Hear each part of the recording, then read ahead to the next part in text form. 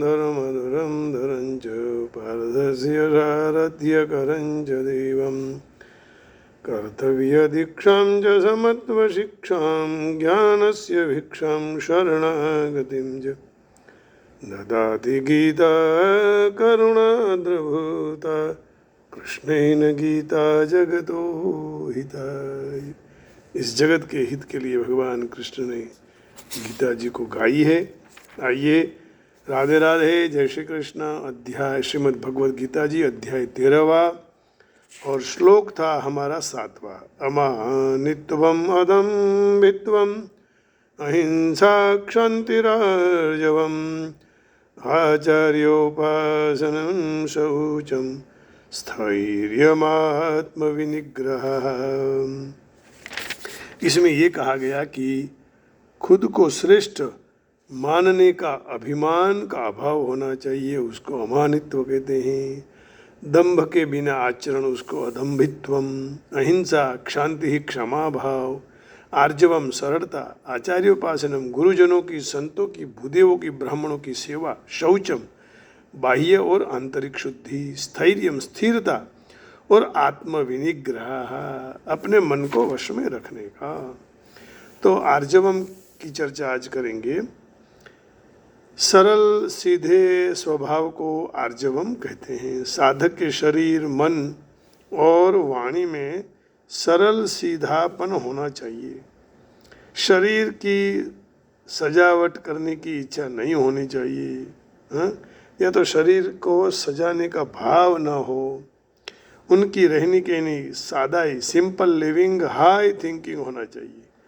तो सब रीत भात में स्वभाव में सीधापन, माने अकड़ाई बोलते हैं ना, अक्कड़पन नहीं होना चाहिए। शरीर की यही शर्ता है। छल कपट ईर्ष्या द्वेष ये नहीं होना चाहिए। निष्कपटता, सौम्य, हितैषीपना, दया होना चाहिए। और ये मन की सरलता है।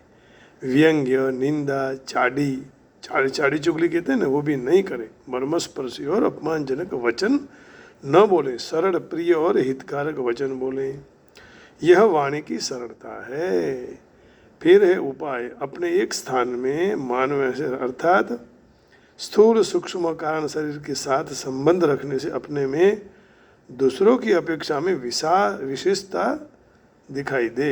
इससे व्यवहार में भी घूमते फिरते, हंसते बैठते उठते सारी क्रियाओं करते करते कोई भी बांकापन या जैसे अक्कड़पन आ जाता है। उससे शरीर के साथ अपना संबंध न मानने से और अपने स्वरूप की तरफ दृष्टि रखने से फिर अक्कड़पन दूर हो जाता है और साधक में अपने आप सरलता और नम्रता आ जाती है।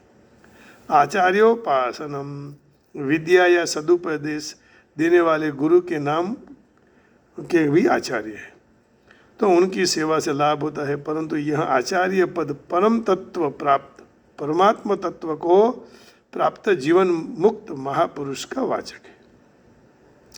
आचार्य को दंडवत प्रणाम करें, उनका आदर सत्कार करें, उनके शरीर को सुख पहुंचाने की शास्त्र विहित चेष्टा करें, यही उनकी उपासना है। परंतु वास्तव में उनके सिद्धांत और उनके भाव के अनुसार अपना जीवन भी घटते रहना, यह सच्ची उपासना है।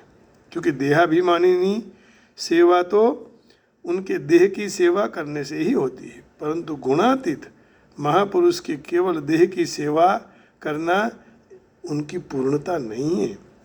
उनके रास्ते पर चलना, उनके विचारों को अपने जीवन में उतारना, उनके संस्कार अपने जीवन में लाना, तो भगवान देवी संपत्ति के लक्षणों में आचार्योपासनम यह पद न देकर यह ज्ञान के साधनों में बताया।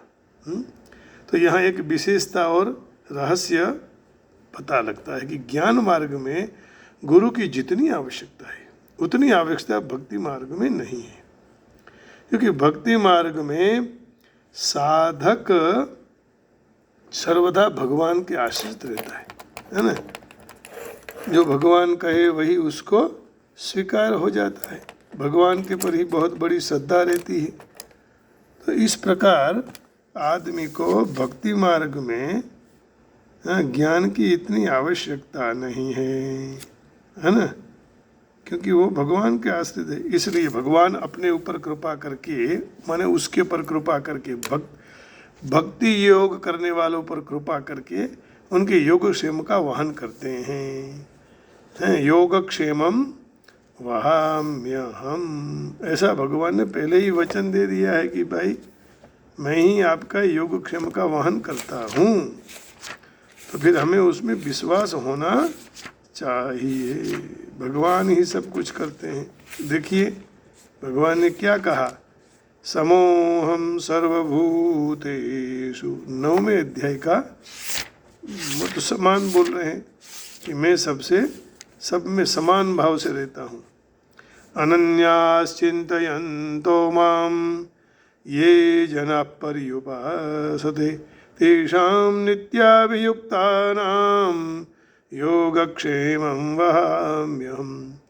जो अनन्य भक्तजन मुझ परमेश्वर का निरंतर चिंतन करते अच्छी तरह उपासना करता है और मुझ में निरंतर लगे हुए उन भक्तों का योगक्षेम, अप्राप्त की प्राप्ति और प्राप्त की रक्षा मैं खुद वहन करता हूँ, मैं ही उठाता हूँ। तो उनके कमियों को, विघ्न बाधाओं को भगवान दूर कर देते हैं। और भगवान ही तो सब कुछ चला रहे हैं भाई, हम तो केवल निमित्त मात्र हैं। जैसे अर्जुन को भी भगवान ने निमित्त केवल बनाया। मच्चित्तः सर्वदुर्गाणि मत्प्रसादात् तरिष्यसि अथ चेत्त्वमहंकारान् न श्रोष्यसि विनङ्क्ष्यसि। मेरे चित्त में पिरे हुए तू मेरी कृपा से सारे संकटों को पार कर जाएगा, और यदि जो अहंकार के कारण मेरे वचन को नहीं सुनेगा तो फिर पतन के लिए तैयार रह जाओ। तो अने भगवान है ना, तत्वज्ञान की प्राप्ति करा देंगे यदि भगवान के शरण में चले जाएंगे तो देखो यहाँ 10वें अध्याय के 11वें श्लोक में भी भगवान यही कह रहे हैं। तो हमारा पतन न हो उसके लिए हमें भगवान को स्वीकार लेना चाहिए। तेषामेवानुकम्पार्थम् अहम् अज्ञानजं तमः नाशयम्यात्मभावस्तु ज्ञानदीपेन भास्वता। तो भक्त के ऊपर अनुग्रह करने के लिए उनके अंतःकरण में रहा हुआ मैं खुद अज्ञान रहित अंधकार को जलहलते ज्ञान रूपी दीपक के द्वारा नष्ट कर देता हूँ। परंतु ज्ञान मार्ग में साधक अपनी साधना के बल पर चलता है, इसलिए उसमें कोई सूक्ष्म कमियां रह सकती है। जैसे कि शास्त्र और संतों के द्वारा ज्ञान प्राप्त करके साधक शरीर को अपनी धारणा से, अपने से अलग मानता है, तब उसको शांति मिलती है। ऐसी दशा में वह ऐसा मान ले कि मुझे तत्वज्ञान प्राप्त हो गया है, परंतु जब मान अपमान की स्थिति आती है अथवा अपनी इच्छा के अनुकूल प्रतिकूल घटना बनती है, तब अंतःकरण में हर्ष शोक पैदा हो जाता है, जिससे सिद्ध होता है कि अभी तत्वज्ञान नहीं हुआ है। ये मेरी बात मैं आपको पास स्वीकार करता हूँ कि ये सरासर सब एक एक शब्द सत्य है। मैं ज्ञान में बहुत आगे जाने का प्रयत्न करना हूँ, भक्ति में, कर्म में निष्ठा कर रहा हूँ, लेकिन अभी तक कभी भी मुझे अनुकूल और प्रतिकूल परिस्थिति आ जाती है तो हर्ष शोक पैदा होता है। अच्छा मिलता है तो हर्ष, कभी नहीं मिलता है तो दुख होता है। तो अभी तक मैं तत्वज्ञान मुझे प्राप्त नहीं हुआ है, ये मैं स्वीकार करता हूँ आपके सामने। इसके लिए आप सब लोग आशीर्वाद दें। भगवान कन्हैया कृष्ण भी शांति निकेतन मंदिर में सब देवी देवताओं से विनंती है कि हमें तत्व ज्ञान की प्राप्ति हो। ये मैं भगवान से निवेदन करता हूँ, आप सबसे भी निवेदन करता हूँ, क्योंकि अभी मैं पूर्ण उस तरह से उस लाइन में, उस मार्ग में सफलता प्राप्त नहीं की। क्योंकि कभी कभी कोई अपमान कर गया, कोई मान दे गया, तो उस समय मान के समय आनंद और अपमान के समय दुख होता है। तो ये नहीं होना चाहिए। समभाव, सम, जैसे भगवान बोलते हैं समोहम सर्वभूतेषु, सब की वाणी में सर्वभूतों में मैं समान हूँ, तो उसी तरह समानता ला आप दें, भगवान प्रार्थना है। अब आगे कहेंगे, कोई भी मनुष्य के द्वारा अचानक अपना नाम सुनने से अंतःकरण में यह नाम वाला मैं शरीर हूँ ऐसा भाव उत्पन्न हो तो समझना अभी भी मेरी शरीर में ही स्थिति है। हम ऊंचे नहीं उठे हुए, देहाध्यास नहीं छुटा है। साधना की ऊंची स्थिति प्राप्त होते ही जागृत अवस्था में साधक को जड़ चेतना का ठीक तरह से विवेक हो जाता है, परंतु निद्रावस्था में उसको विस्मृति हो जाती है। इसलिए निद्रा में से जब जाग गए तो साधक विवेक को पकड़ लेता है। जब सिद्ध पुरुष को विवेक स्वाभाविक रूप से रहता है। સાધકમાં પૂજ્યજનો પાસેથી પણ માન આદર પામવાની ઈચ્છા થઈ જાય છે। જ્યારે તે સંતો અથવા ગુરુજનોની સેવા કરે, ખાસ કરીને સત્સંગમાં વગેરેમાં મહત્ત્વનો લાભ લે છે, ત્યારે તેના અંતરમાં એવો ભાવ પેદા થાય કે સંતો અને ગુરુજનો મને બીજાઓની અપેક્ષાએ શ્રેષ્ઠ માને અને તેની સૂક્ષ્મ એ ઉણપ જ છે। આ રીતે સાધકમાં કેટલીક ઉણપો રહેવાની સંભાવના રહે છે, જેમની તરફ ખ્યાલ ન રહેવાથી તે પોતાના અધૂરા જ્ઞાનને પણ પૂર્ણ માની શકે છે। એટલા માટે ભગવાન આચાર્યોપાસનમ પત્તિ કહી રહ્યા છે કે જ્ઞાન માર્ગના સાધકે આચાર્યની પાસે રહીને એમની અધીનતામાં જ સાધના કરવી જોઈએ। ચોથા અધ્યાયના 34મા શ્લોકમાં પણ ભગવાને અર્જુનને કહ્યું કે તું તત્વજ્ઞ જીવન મુક્ત મહાપુરુષોની પાસે જા, એમને દંડવત પ્રણામ કર, એમની સેવા કર અને પોતાની જિજ્ઞાસા પૂર્તિને માટે નમ્રતાપૂર્વક પ્રશ્ન કર। तद्विद्धि प्रणिपातेन परिप्रश्नेन देक्षया परिप्रश्नेन प्रेक्षया उपदेक्ष्यन्ति ते ज्ञानम ज्ञानिनः तत्वदर्शिनः। तो यह तत्वदर्शी ज्ञानी महात्मा ज्ञान का उपदेश देंगे। इस तरह साधना करने से महापुरुष उनकी जो कमियां हैं वो नहीं जानते हैं, वो दूर सुगमता से परमात्मा तत्व के अनुभव से हो जाएगी। साधक को शुरू में ही समझ विचार कर आचार्य संत पुरुष के पास जाना चाहिए। आचार्य गुरु कैसे होना चाहिए, इस बात में नीचे आप बताते हैं कि कैसे होना चाहिए। अपनी दृष्टि में वास्तविक बोधपरायण तत्वज्ञ देखते हो, जो कर्मयोग, ज्ञान योग, भक्ति योग आदि साधनों को सारी रीते जानने वाला हो, जिनके संग से और वचन से अपने हृदय में रहने वाली शंकाएं बिना पूछे अपने आप दूर हो जाती हो, जिनके पास रहने से प्रसन्नता और शांति का अनुभव होता हो, जो अपने साथ केवल आप अपने हित के लिए ही संबंध रखते हो, जो अपने पास से कोई भी वस्तु की किंचित मात्र आशा न रखते हो, फिर जिनकी सारी चेष्टाएं केवल साधकों के हित के लिए ही होती हो, जिनके पास रहने से लक्ष्य तरफ अपनी लगनी अपने आप बढ़ती रहती है, जिनके संग, दर्शन, भाषण, स्मरण आदि से अपने दुर्गुण, दुराचार दूर होकर अपने आप सद्गुण, सदाचार रूपी दैवती संपत्ति आने लगे, जिनके सिवा दूसरे किसी में भी कोई अलौकिकता या विलक्षणता न दिखाई देती हो, ऐसे आचार्य और संत के पास रहना चाहिए और उनके साथ अपना संबंध रखना चाहिए, केवल अपने उद्धार के लिए ही है। फिर वह क्या करते हैं, क्या नहीं करते हैं, ऐसी क्रिया क्यों करते हैं, तो उनको कभी भी किसी के साथ वर्ताव करते हैं तो उसमें अपनी बुद्धि को जोड़ना नहीं चाहिए। वो जो कर रहे हैं ठीक कर रहे हैं उनके हिसाब से, अर्थात उनकी क्रियाओं में तर्क नहीं होना चाहिए। गुरु जी के ज्ञान को पकड़ो, गुरु जी के आचरण को नहीं। गुरु जी जो कह रहे हैं वो स्वीकारो। तो साधक को उनको अधीन रहना चाहिए, उनकी आज्ञा और वलन माने उनका क्रिया अनुसार सारी क्रिया होनी चाहिए। श्रद्धा भावपूर्वक उनकी सेवा करनी चाहिए। જે મહાપુરુષ ઈચ્છતા ન હોય તો એમની સાથે ગુરુ શિષ્યનો વ્યવહારિક સંબંધ પણ જોડવાની આવશ્યકતા નથી। હા, એમને હૃદયથી ગુરુ માનીને એમના ઉપર શ્રદ્ધા રાખવામાં કોઈ આપત્તિ નથી। જો આવા મહાપુરુષ ન મળે તો સાધકે કેવળ પરમાત્માને પરાયણ થઈ અને એમના ધ્યાન અને ચિત્તમાં વગેરેમાં લાગી જવું જોઈએ, વિશ્વાસ રાખવો જોઈએ। પરમાત્મા અવશ્ય ગુરુની પ્રાપ્તિ કરાવી દેશે। વાસ્તવમાં જોવામાં આવે તો પૂર્ણ તત્વ પરમાત્મા ઉપર નિર્ભય થઈ ગયા પછી ગુરુનું કામ પરમાત્મા જ પૂર્ણ કરી દે છે, કેમ કે ગુરુના દ્વારા પણ વસ્તુતઃ પરમાત્મા જ સાધકનું માર્ગદર્શન કરે છે। इसके उपाय क्या है? जो साधक को परमात्मा प्राप्ति का उद्देश्य है तो उनमें ऐसा भाव रहना चाहिए। आज तक जिस किसी को जो कुछ भी मिला है वह गुरुओं की सेवा से, संतों की सेवा से, प्रसन्नता से और उनकी अनुकूलता बनने से मिला है। इसलिए मेरे सच्चे हृदय से संतों की सेवा करना ये आपसे निवेदन है, कहना है। शिष्य का कर्तव्य क्या है कि गुरु की सेवा करना। जो शिष्य अपने कर्तव्य तत्परता से पालन करे तो उसका संसार के साथ संबंध विच्छेद हो जाता है। न कहीं हमें हसीने શીખ્યા, न कहीं हमें રડીને શીખ્યા, જે કંઈ થોડું શીખ્યા છીએ કોઈના થઈને શીખ્યા છીએ। વાહ! તો એમ કે છે કે ગુરુના થવું, સંતોના થવું, એનાથી આપણને કાંઈક મળી જાય, કોકના થવું પડે એમ।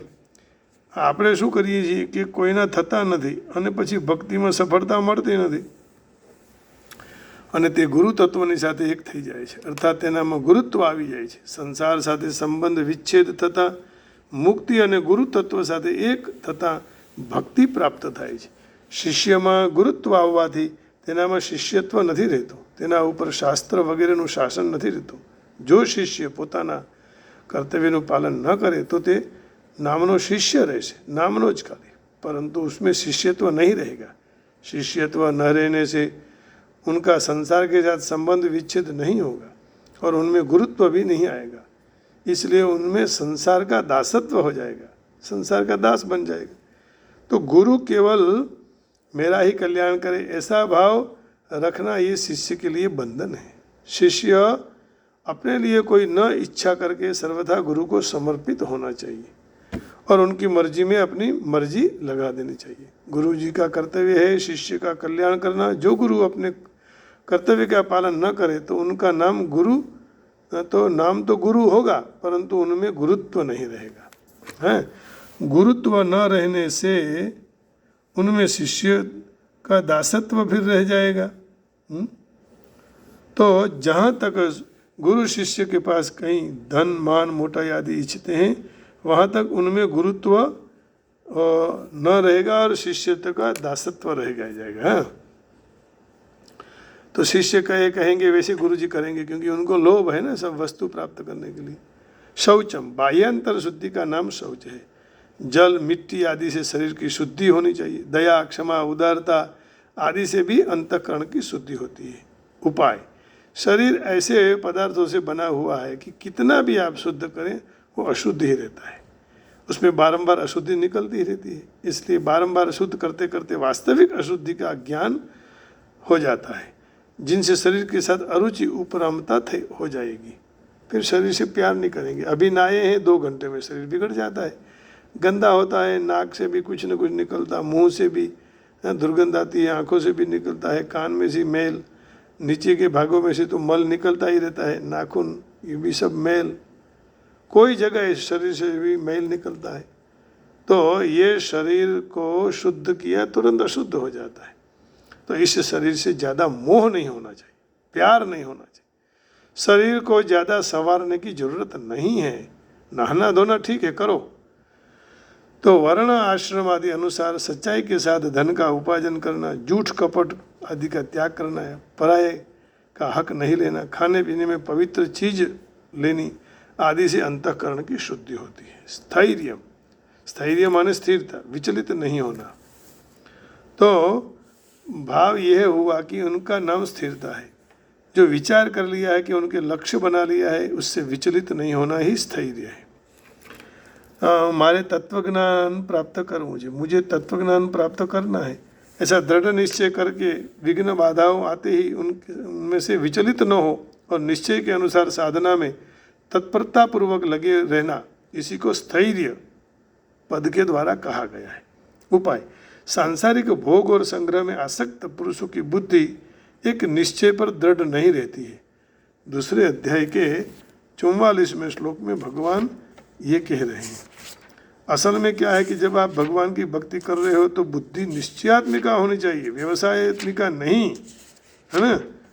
यहाँ इधर उधर भटके ऐसा नहीं, भगवान में लगना चाहिए। भोगैश्वर्य प्रसक्तानां तया परुत चेतसाम व्यवसायत्मिका बुद्धि समाधौ न विधीयते। तो लोभ लालच वाली वाणी के द्वारा जिनका चित्त हरा हुआ है, ऐसे भोग तरफ खींचे गया है, भोग और ऐश्वर्य में अत्यंत आसक्त हैं, ऐसे मनुष्यों की परमात्मा में निश्चयात्मिका बुद्धि नहीं होती है। ये व्यवसायत्मिका बुद्धि हो जाती है ना, तो उससे बचे रहना। साधक भोग और संग्रह की आसक्ति को त्याग साधक को कर देना चाहिए। साधक जो कोई भी छोटे में छोटे कार्य का भी विचार कर ले तो उनके ऊपर दृढ़ता से स्थिर रहे।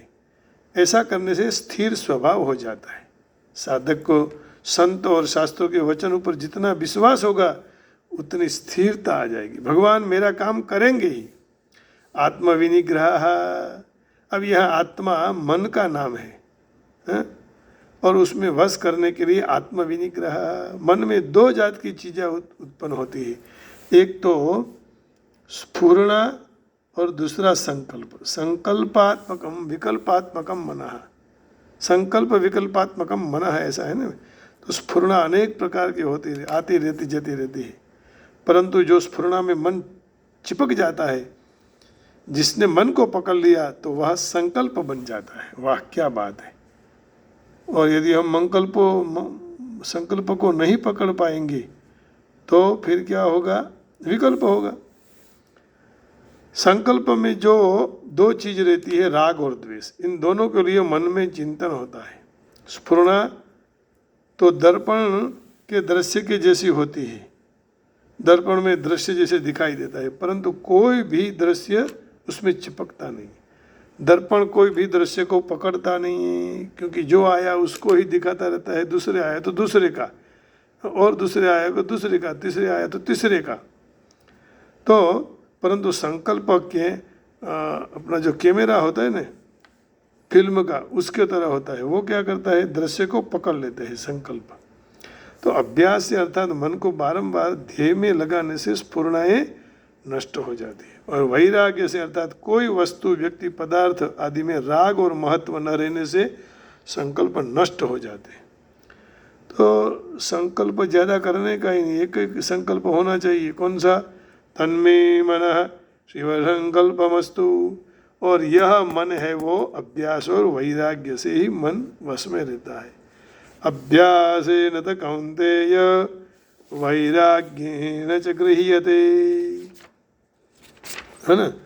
जब हमारे में वैराग्य आएगा, अभ्यास हम करेंगे, तब स्थैर्यता आएगी, नहीं तो स्थिरता नहीं आने वाली है। श्री भगवान उवाच असंशयं महाबाहो मनो दुर्निग्रहं चलम अभ्यासेन त कौन्तेय वैराग्येन च गृह्यते। हे महाबाहो अर्जुन, यह मन बहुत चंचल है, उसको मुश्किली के साथ, कठिनाई के साथ वश होने वाला है। और तेरा कहना है कि बिल्कुल बराबर है, फिर भी हे कुंती पुत्र, अभ्यास और वैराग्य के द्वारा वश मन में आ सकता है। अर्जुन ने कहा मन बहुत चंचल है महाराज, क्या करेंगे। भगवान ने कहा कि असंशयम महाबाहो मनो दुर्निग्रहं चलम अभ्यासेन त कौन्तेय वैराग्येन च गृह्यते। मुश्किल से, कठिनाई से वश में होने वाला है, लेकिन अर्जुन यदि तेरी बात बरोबर है, लेकिन यदि तू अभ्यास और वैराग्य से उसको वश में कर सकता है। तो मन में वश करने के उपाय 6ठे अध्याय के 26वें श्लोक की टीका में भी देखना चाहिए, है ना। 6ठे अध्याय के 26वें श्लोक देख लेते हैं, उसमें भी ज़्यादा चर्चा क्या की है, ताकि मन को वश करना ही सबसे बड़ा उपाय है। जो भगवान में हमारा मन लग जाए, सबसे बड़ा काम है, क्रिया है। यतो यतो निश्चरति मनश्चंचलमस्थिरं ततस्ततो नियम्यैत दात्मन्येव वशं नयेत्। स्थिर न रहने वाला यह चंचल मन जहाँ जहाँ विचरता है, वहाँ वहाँ उसको रोक कर परमात्मा के साथ जोड़ देना चाहिए। मन जो कोई भी इंद्रिय, विषय, जो कोई भी व्यक्ति, वस्तु, घटना, परिस्थिति आदि में चला जाता है, अर्थात उसका चिंतन करने लग जाता है, तो उसी समय विषय आदियों से मन को हटाकर, दूर कर, और अपने को ध्येय परमात्मा में जोड़ना चाहिए। फिर से चले जाए तो फिर से उसको लाकर परमात्मा में जोड़ो। इस तरह मन को बारंबार ध्येय में आप जोड़ते रहो, तो जहाँ जहाँ मन जाएगा वहाँ परमात्मा दिखने लगो। गंगा जी याद आवे तो गंगा जी में परमात्मा है, गैया याद आवे तो गैया परमात्मा है, और इस तरह मन को जोड़ देना चाहिए। गंगा जी आदि में सत्ता रूप में परमात्मा ही तो परमात्मा है, क्योंकि उनके पहले भी परमात्मा थे और अभी भी परमात्मा है और आगे भविष्य में भी परमात्मा रहेंगे। तो इस प्रकार भगवान क्षेत्र के साथ मान लिए हुए संबंध को, तादात्म्य को तोड़ने के लिए ज्ञान के साधन बता रहे हैं, और यह साधन तादात्म्य को तोड़ने में मदद रूप होते हैं। कौन से स्थान? सबसे पहले बताया अमानित्वम, फिर बताया अदम्भित्वम, फिर बताया अहिंसा, उसके बाद क्षांति, फिर आर्जवम, उसके बाद आचार्योपासनम, माने बड़े बड़े आचार्यों की उपासना साधना करने की, उन लोगों को अपने घर बुलाकर उनकी सेवा करने की, फिर शौचम पवित्रता रहने का, फिर आत्मविनिग्रह माने आत्मा मन का नाम है, उसको विनिग्रह माने अपने कंट्रोल में रखने के लिए सीखना चाहिए। तो कल हमने इसकी चर्चा की थी। आज यहाँ विराम देते पहले हम एक और बार इसका विचार कर लेते हैं। अमानित्वम, absence of pride, freedom from hypocrisy, non violence, forbearance, uprightness of speech and mind, etc. Devout service of the preceptor,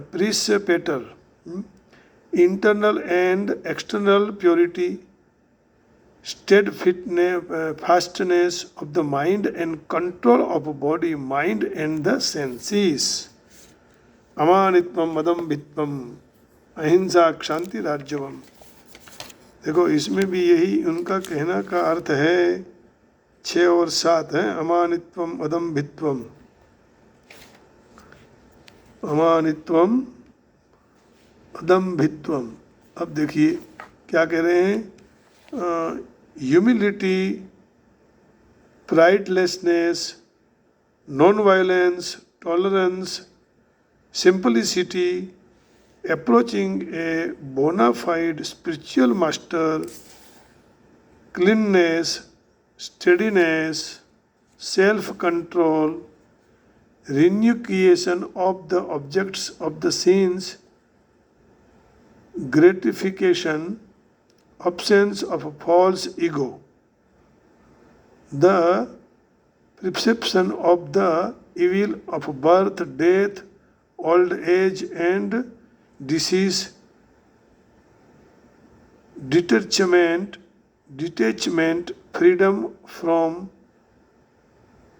entanglement with children, wife, home, and the rest, even mindedness amid pleasant and unpleasant events, constant and unallowed devotion of me, spring of live in solitary peace, detachment from the general mass of the people, expecting the importance of the self-realization and philosophical search for the absolute truth. All these are declared to be knowledge, and besides this whatever there may be is ignorance. तो यहाँ 2 श्लोकों का साथ में बता दिया, चर्चा की। 1, 2, 3, 4, 5 श्लोक हैं। हमें थोड़ा और अर्थ 7वें श्लोक का लेना है, थोड़ा देख लेंगे हम। यहाँ 7वां नहीं, अमानित्वम अदम्भित्वम है ना। तो कहने का भाव यही है कि आदमी को कई बार अल्प ज्ञान मनुष्य ज्ञान की प्रक्रिया को कार्य क्षेत्र के अंतर क्रिया विकार होने से गैर समझ करते हैं, परंतु वास्तव में ज्ञान की सच्ची प्रक्रिया है। जो मनुष्य इस प्रक्रिया को स्वीकार ले, पर ब्रह्म को प्राप्त करने की शक्यता बढ़ जाती है। 24 तत्व की अंतर क्रिया नहीं है, वस्तुतः यह 24 तत्वों के पास में छूट जाने का साधन है। देहधारी आत्मा 24 तत्वों से बना हुआ है, आवरण रूपी शरीर में बद्ध है, और वह जो 24 तत्वों का बना हुआ है, यहाँ जो बताया ज्ञान की प्रक्रिया, उसमें से बाहर निकलने का साधन है। ज्ञान की प्रक्रियाओं में सर्व वर्णनों में 11वें श्लोक की प्रथम पंक्ति में जो मुद्दा कहा वह सबसे मुख्य है। मयि चानन्य योगेन भक्तिरव्य विचारणी। ज्ञान की प्रक्रियाओं का अंतिम भगवान को अनन्य भक्ति में आ जाता है। ज्ञान की प्रक्रिया नो छेड़ो माने अंतिम छोर भगवान की अनन्य भक्ति में आ जाता है। इसलिए जो कोई भी मनुष्य भगवान की दिव्य सेवा प्राप्त न कर सके अथवा प्राप्त करने में असमर्थ हो तो फिर अन्य 19 बाबतों का विशेष महत्व नहीं रहता है। परंतु जो मनुष्य पूर्ण भक्ति भाव और भगवान की सेवा को स्वीकार कर लेता है तो वह अन्य 19 बाबतों को अपने आप में विकसित कर सकता है। यस्यास्ति भक्तिर्भगवत्य किंचन सर्वैर्गुणैस्तत्र समासुते सुरा। ऐसा कहते हैं कि भगवान की भक्ति जिसमें है वह विशुद्ध अवस्था को प्राप्त करते हैं और उसके अंदर ज्ञान के सर्व गुण विकसित हो जाते हैं। 8वें श्लोक में कहे हुए सद्गुरु का आश्रय प्राप्त करके सिद्धांत अत्यंत जरूरी है। जो मनुष्य भक्ति का स्वीकार करता है उसके लिए भी वह बहुत महत्व का है। तो जब प्रमाणभूत आध्यात्मिक गुरु का आश्रय करेंगे तब आध्यात्मिक जीवन का शुभारंभ हो जाता है। पूर्ण पुरुषोत्तम पूर्ण पुरुष श्री कृष्ण અહીં स्पष्ट रूप में कह रहे हैं कि ज्ञान की प्रक्रिया का सच्चा मार्ग इसके सिवाय अन्य कोई नहीं है, बाकी सब अनुमान भी निरर्थक हैं। तो इसकी चर्चा आगे कल करेंगे क्योंकि बहुत विशेष चर्चा इसमें दी हुई है। तो अभी हम भगवान के पास एक छोटा सा भजन गाएंगे ताकि भगवत कृपा हो। न न न